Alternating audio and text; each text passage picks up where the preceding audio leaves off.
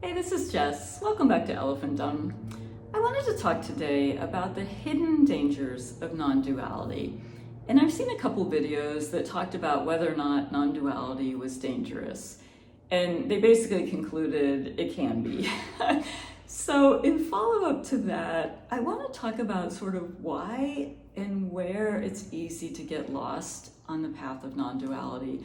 I don't personally believe that non-duality in and of itself is dangerous, but I do think that the way it's being presented in sort of our culture today is a very limited view of it, and sort of that pop culture view is really only half of the picture. So first, let me back up. I was meditating into non-dual spaces long before I knew what non-duality was. I have meditated all of my life, and I started probably in my early 30s meditating into spaces of oneness, that non-dual essence of just absolute peace and the vastness of the universe. And I was sort of regularly meditating into those spaces, and I got really scared. I would go into these meditations and not want to come back. It was absolute bliss. And I was afraid, honestly, that I wouldn't come back. I had kids at the time living at home, and I had a dog, and I'm like, I need to come back, right? And I was really afraid that I wouldn't, because this other space was just so amazing. Why would you want to come back? So I kind of stopped meditating for a little while and started looking for the answer of what this space was. Like, where am I going? What am I doing? What am I experiencing? And I kind of found non-duality through that search. I 100% believe that that's the answer to the states that I was reaching and the oneness and unity that I was able to sit into.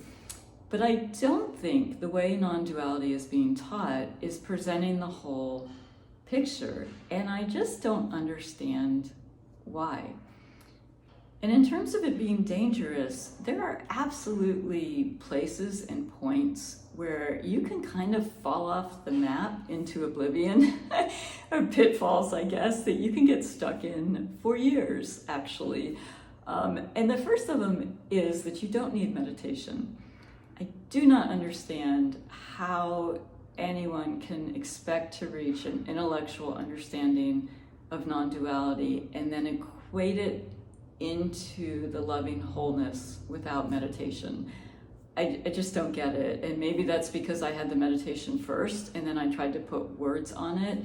But it just doesn't make any sense to me. If you take your intellect apart and you question yourself and you go through the direct path, but never actually melt into the experience of sitting in that vastness, I don't know how you don't just end up in a complete nihilistic, depressed state. I just don't think you can do it without meditation, and I don't understand why that's just taken off the map. The second thing is it seems very easy to end up in such an ego intellectual, kind of pompous ass state where you learn all the vocabulary and you learn all the reasoning and you argue on Facebook over terminology and you remove the personhood, you remove all emotions, you remove any human element, and you're like this talking robot that is separate from the human experience. Like, you're removing yourself as if the human experience is some terrible thing that you have to get rid of or deny or move away from. And you're just over here as, almost a robotic, emotionless, puppet. I don't understand that at all. Because if you reach non-dual states through meditation, they're huge and expansive, and it is love, and it is both the vastness and the individual. You need both. You need the screen and the movie. You can't just be a screen. And I think one of the huge pitfalls of non-duality is to go off and become the screen and then argue about the linguistics and argue about the superiority of, I understand what you don't, and you don't get it, and, you're crying, you must not be enlightened, or all of that feels to me like ego crap. I don't get it. Denying the body, denying the experience, denying half of an existence. Like, yes, you're the screen, and yeah, there's a movie, that's great. Or, there's this vast emptiness and there's this individualness, but they are both together. The point. They are one. You can't dismiss one side and hang on to the other and not either become egocentric or fall into complete nihilistic despair. It just doesn't make any sense to me.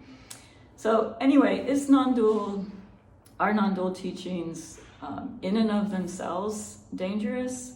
No.